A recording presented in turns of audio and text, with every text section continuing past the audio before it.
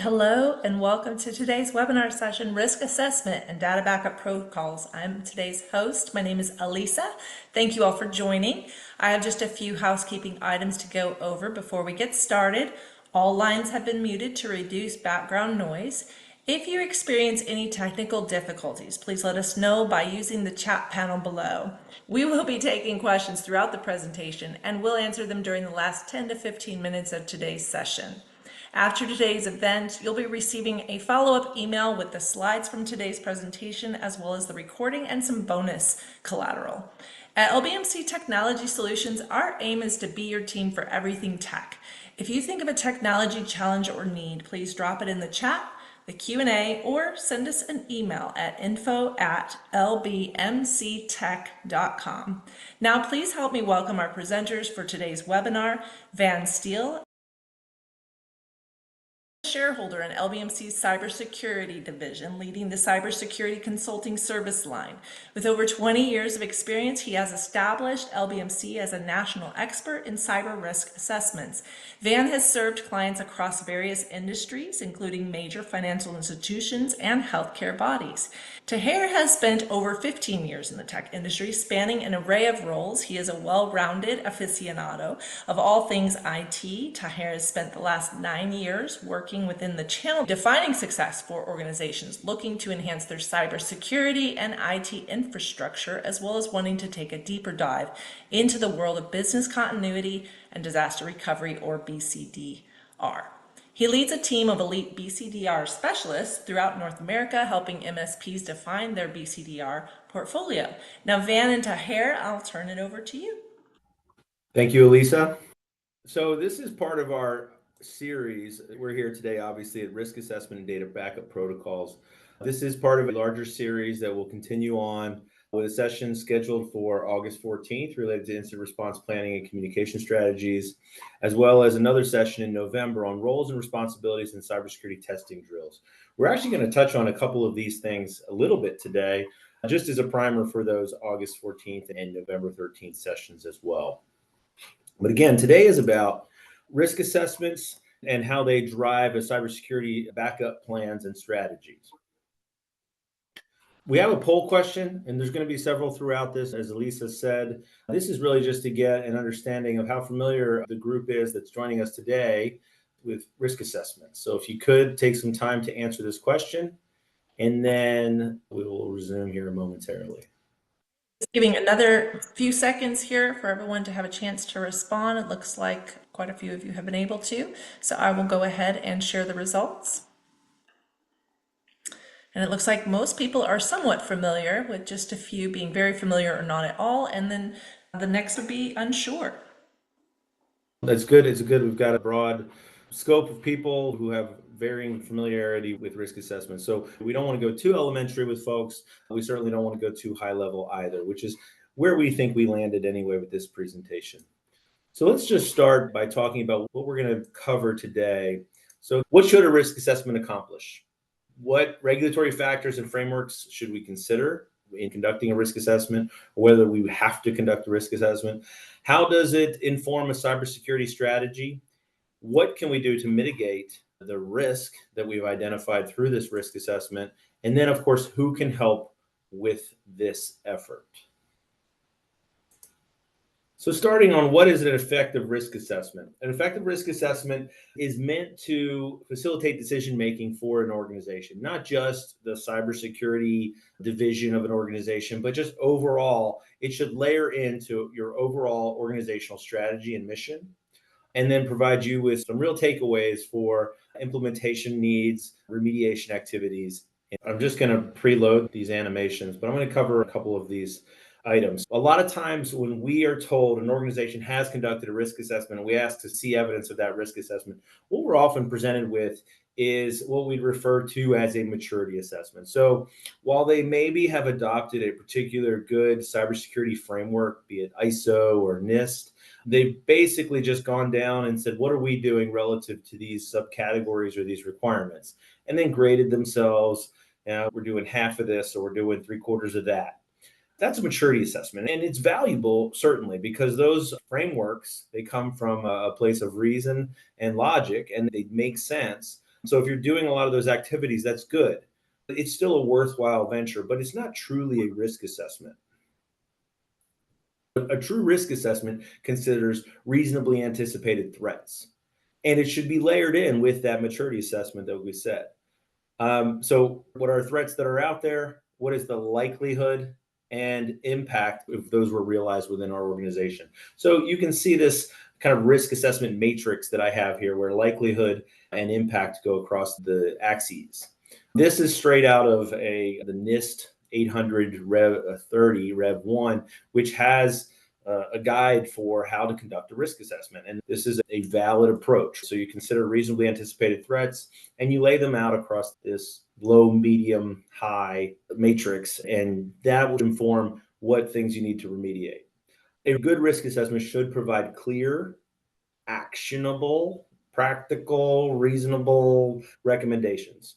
What you don't want is you don't want to get a textbook, this is what the standard says, so this is what you have to do. That's not appropriate, right? Because the standard is going to have all the amazing things that can be done across the world of critical infrastructure and Department of Defense and all these really critical assets of the United States government or any other government agency. If you're not a government agency handling state secrets, then you probably don't need to be doing the best possible things. You also don't have the resources for that. You should not have to implement major biometric security and a 30-foot razor wire fence outside of your building or anything like that, because you're probably not handling those kind of state secrets. But what you handle is still sensitive. And so we need to take it back and say, what risks do you truly face as an organization? And what are the right things you should put in place, whether it's how to back up and recover our systems or just how to protect them in the first place. The formality, the rigor, the level of detail of a risk assessment will vary, and it should vary based on the size and scope of the organization. But it is encouraged to use resources that have done this before or know how to conduct a risk assessment. So whether you leverage a third party for that, whether you leverage some existing tools, Taher might be able to speak to some of those tools, or whether you do it in-house with the resources you have available, it's always good to get another set of eyes on it or bump it up against some standards that are out there. Before I move on, I just want to ask Taher if you have anything you might want to add to this, specifically with respect to some of the tooling that you'll talk about later. Of course, Van. Like the poll results suggested, it seemed like we had a pretty good split between people feeling to have a good understanding of what good risk assessment is, what it should do, and what it should bring to the table. We find more often than not that a lot of folks perceive risk assessment to be factoral to only one part of the business, or maybe it only affects the technology aspect of it and they don't take people into consideration or data set types into consideration as well. And as we look at different frameworks that come into play, for example, the NIST framework that you referenced, we find that a lot of folks find it difficult to navigate how to make yourself risk aware and then risk compliant at the same time as well. And we offer the tools that you folks leverage as well today to help navigate these waters in a more automated fashion that brings in the human expertise, but then brings in the machine learning and AI component of understanding what needs to be done, essentially taking a look at the risk metrics that you have up on the screen as well, by segmenting away what's of low likelihood of happening versus a high likelihood of happening, and in what order you should be addressing those things as well. So what are the most important that you should address first, and then the next items as well. We've got a lot of tools that help keep this top of mind and then run them more proactively on a more ongoing basis. That way, when we're asked to provide proof of compliance, we're able to provide reporting that's more solid and is more consistent over a period of time, so that you could document all the different challenges that you're facing and how you're addressing those over a period of time. Great. Thank you, Taher. Let's talk about the regulatory and compliance landscape out there. I suspect that a lot of your organizations are subject to some kind of compliance. You have some regulator oversight body that might expect that you are in fact conducting a risk assessment. They might not need to see evidence of it unless, God forbid, something bad were to happen and an investigation ensues, but you still would need to conduct it. So federal, state, and local agencies do have the authority to start their guidance with the requirement to conduct a risk assessment. Examples of this: HIPAA, if you're dealing in healthcare information, whether you are a covered entity, meaning a provider or a health plan, or if you are a third party that supports hospital systems or healthcare providers, you are handling PHI, you are subject to the HIPAA security rules. And the very first item within that rule is conduct a thorough risk assessment. Again, you're not going to be asked to demonstrate this unless an investigation has to happen as a result of an event. But a lot of times the threshold for those events is very low for the OCR to conduct an investigation or for your business partners or customers to expect to see that. High trust, again, another thing that's in the healthcare space, but the Federal Trade Commission does have a requirement. CMMC, if you're working in the supply chain for the federal government or the Department of Defense in any way, the new CMMC requirements do say that you need to conduct a risk assessment. GDPR, which is that global data privacy rule in Europe. And of course, we've got some here in the US with CPRA in California and some other state laws that have recently been passed. The FFIEC, if you are in a banking role, PCI, if you're handling credit card data, ISO 27001 is a certification that you can get as an organization, and it requires that you conduct a risk assessment. FISMA is another federal government one. NYDFS, we've recently seen audits conducted by the New York Department of Financial Services, essentially saying if you offer a financial product in any way in the state of New York or collect money in the state of New York, you could be subject to this requirement. And you have to conduct a risk assessment as part of that. SSAE 16, or more broadly known as SOC reports. If you're interested in a SOC report, be prepared to conduct a risk assessment. You have to do it as part of the rule. Kind of expanding on this, outside of the agencies themselves, it might just be customers or maybe other trade partners or businesses you're working with, insurers, so particularly cyber insurer organizations, like to see that you've conducted a risk assessment. Any kind of debt or lien holders, in order to secure that debt, you might have to be audited on a regular basis, but you also might have to demonstrate that you have sound security practices and show that risk assessment.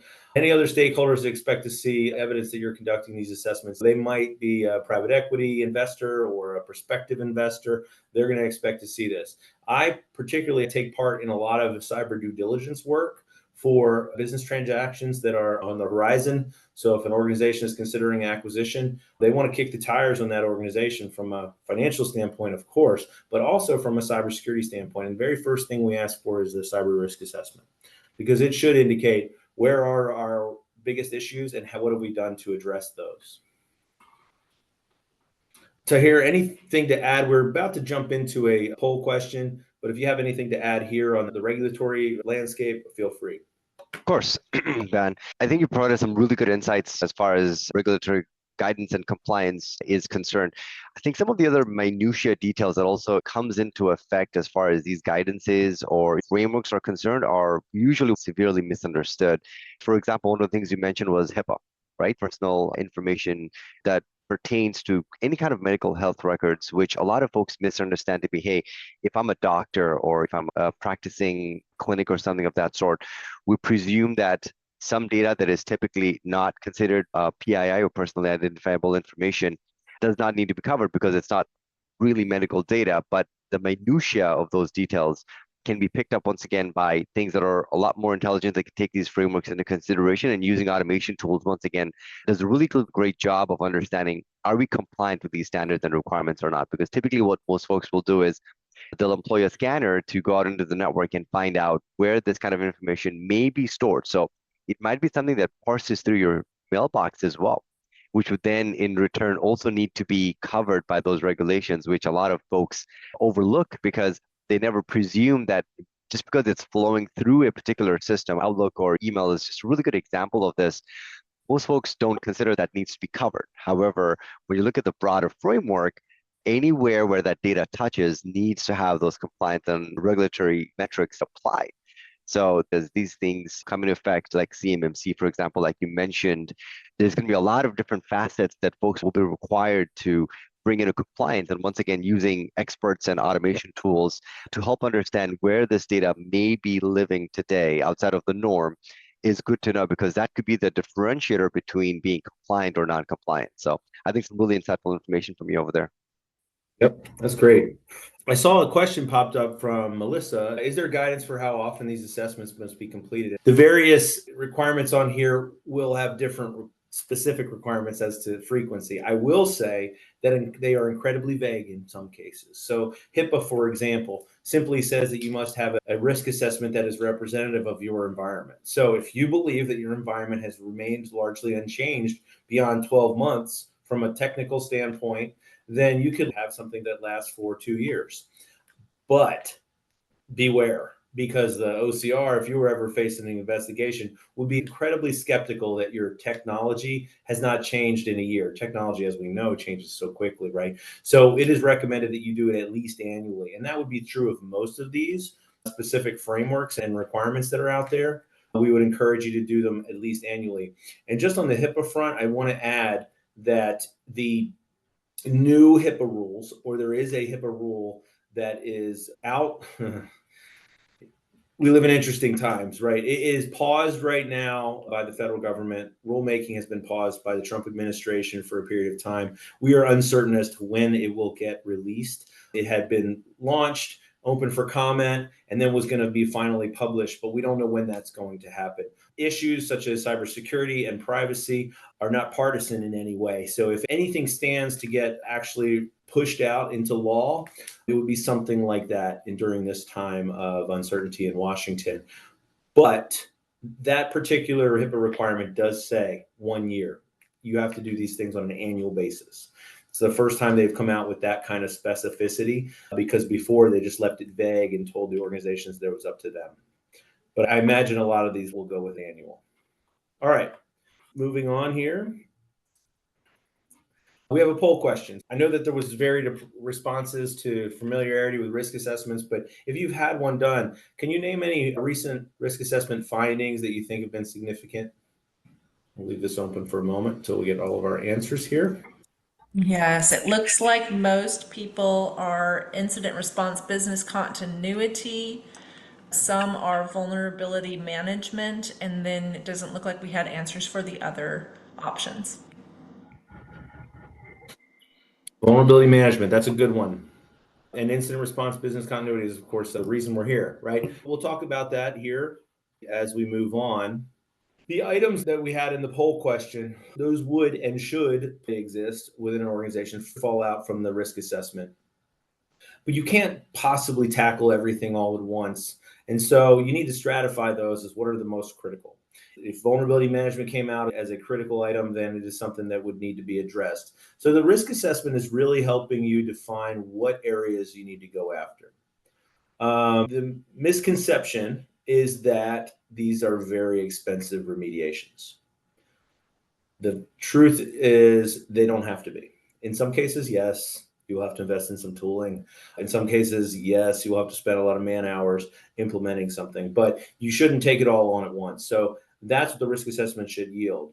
I'll give an example here, and this is actually not uncommon. The risk assessment can identify something that is not being used significantly, and rather than remediate the issue, you might be able to justify the removal of the platform altogether. In this case, a Citrix server was used in the past. Citrix is an older legacy system for a lot of organizations, and it is how people would connect remotely to their workspaces.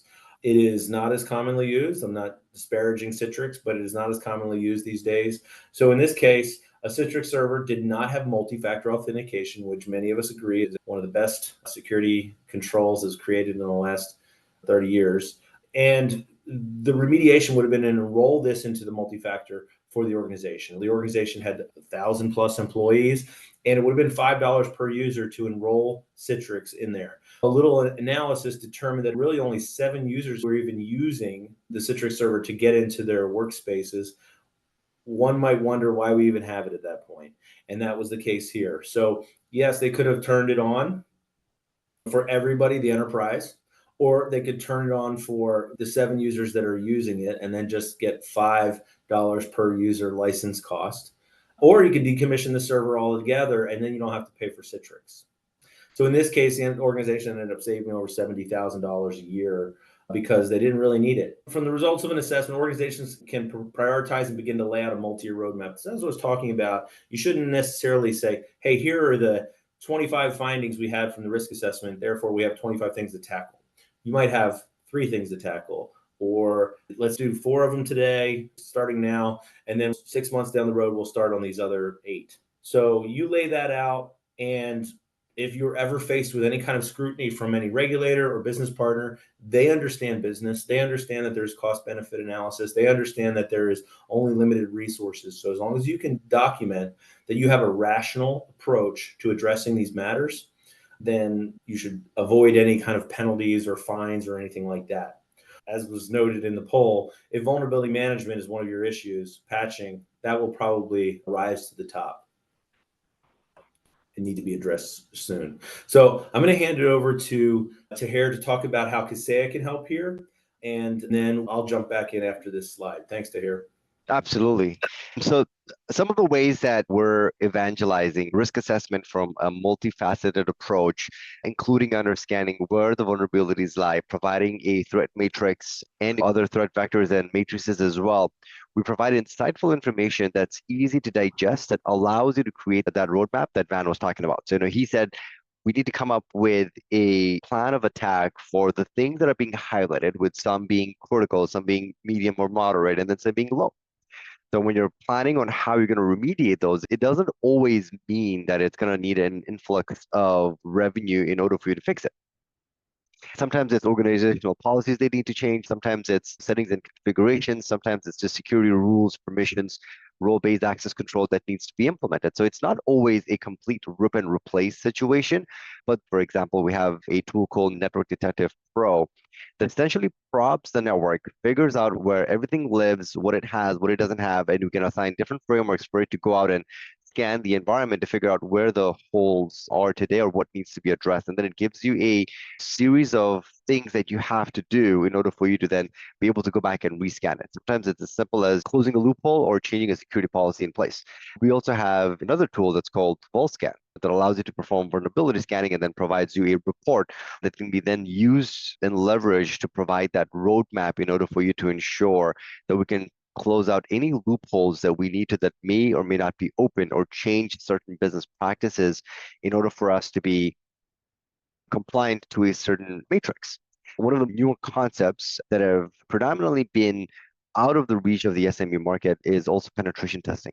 Kaseya has a module that LBMC can leverage and leverages today that allows you to perform more consistent and refined penetration tests, which typically costs quite a bit when you have no automation or artificial intelligence built in, to perform these on a more proactive basis to understand what threat vectors exist today or have just been opened up, because the technology landscape is constantly changing and there is new security measures and gaps that open up every other week.